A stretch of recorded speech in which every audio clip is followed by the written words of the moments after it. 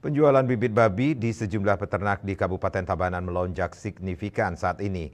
Hal ini sejalan dengan harga jual babi siap potong di tingkat peternak yang mulai meningkat, bahkan sudah menembus Rp50.000 per kilogram sejak sebulan terakhir. Salah seorang peternak babi di Desa Baru, Kecamatan Marga, Iketut Gede Jaya Ade mengungkapkan, harga babi potong di tingkat peternak terus mengalami kenaikan. Terbaru, harga babi sudah menyentuh posisi Rp50.000 per kilogram. Kenaikan harga babi ini direspon positif oleh sejumlah peternak, terlebih mulai meredanya serangan virus African Swine Fever (ASF) pada babi.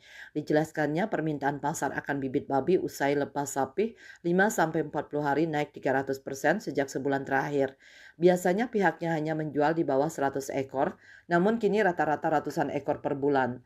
Lonjakan permintaan pasar akan bibit babi sekaligus mendongkrak harga di pasaran yang kini menyentuh Rp1.200.000 hingga Rp1.300.000 per ekor.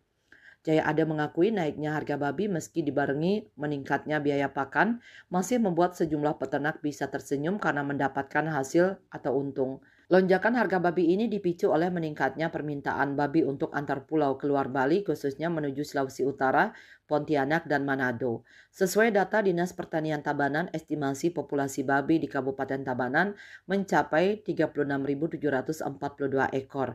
Populasi menyebar di semua kecamatan dengan populasi terbanyak ada di Kecamatan Baturiti mencapai 9.528 ekor, serta jumlah populasi babi terkecil ada di Kecamatan Krambitan hanya 473 ekor.